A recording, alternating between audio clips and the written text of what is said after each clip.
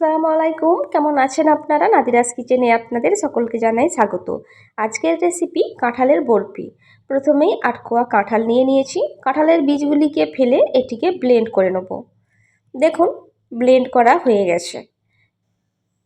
নিয়েছি 1 cup coconut powder বা নারিকেলের গুঁড়ো, 1/4 কাপ মিল্ক পাউডার, আর নিয়েছি আখের গুড়। গ্যাসের ওপর একটি সসপ্যান বসিয়ে দিয়েছি, তার মধ্যে দিয়ে দিচ্ছি আখের গুড় আর অল্প একটু জল দিয়ে দিচ্ছি। 3 থেকে 4 মিনিট মিডিয়াম ফ্লেমে জাল করে নেব। তারপর এটিকে নামিয়ে রাখছি। গ্যাসের ওপরে আবারও একটি কড়াই বসিয়ে দিয়েছি।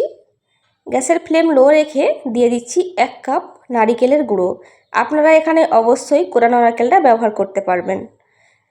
5 থেকে 6 মিনিট লো ফ্লেমে ভেজে নেব। কোরানো নারকেল হলেও কিন্তু ভেজে নিতে হবে। 5 থেকে 6 মিনিট ভেজে নেওয়ার পর দিয়ে দিচ্ছি কাঁঠালের পাল্প, দিয়ে খুব ভালো করে মিশিয়ে নেব। তারপর দিয়ে দিচ্ছি মিল্ক পাউডার বা পাউডার দুধ, দিয়ে খুব ভালো করে মিশিয়ে নেব। মিডিয়াম ফ্লেমে এই কাজটি করে নিতে হবে। খুব ভালো করে মেশানো হয়ে গেছে। এবার দিয়ে দিচ্ছি গুড়। এখানে আপনারা চিনিও ব্যবহার করতে পারবেন, তবে গুড় ব্যবহার করলে কালারটাও ভালো আসে, খেতেও ভালো হয়। খুব ভালো করে মিশিয়ে নিয়েছি। 5 মিনিট পর দিয়ে দিচ্ছি জর্দা রং। এটি সম্পূর্ণ অপশনাল, চাইলে আপনারা নাও দিতে পারেন। আবারও জাল করে নেব। 12 থেকে 13 মিনিট জাল করে নেওয়ার পর দেখবেন খুব সুন্দর একটা টেক্সচার চলে আসবে।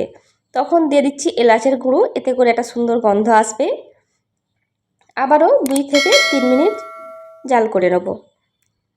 দেখুন, টেক্সচার দেখে আপনারা বুঝতেই পারছেন, ঠিক সুজির হালুয়ার টেক্সচারে নিয়ে চলে এসেছি। তারপর গ্যাস থেকে নামিয়ে দিয়েছি। গরম অবস্থাতেই এটিকে সেট করে নিচ্ছি।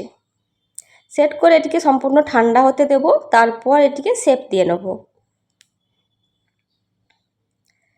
দেখুন, সম্পূর্ণ ঠান্ডা হয়ে গেছে। এবার এটিকে কেটে নিচ্ছি। আপনারা আপনাদের পছন্দ মতো শেপ দিয়ে নেবেন। আমি স্কোয়ার শেপ করে কেটে নিচ্ছি। যারা কাঁঠাল খেতে ভালোবাসেন না, তারাও খুবই ভালোবেসে খাবেন। এই রেসিপিটি একবার হলেও বাড়িতে বানাবেন, আশা করি আপনাদের অনেক ভালো লাগবে। 1 কোয়া কাঁঠালকে একটু বরফি শেপে কেটে নিয়েছি। তারপর ওপর থেকে একটু গার্নিশ করছি। এটি সম্পূর্ণ অপশনাল।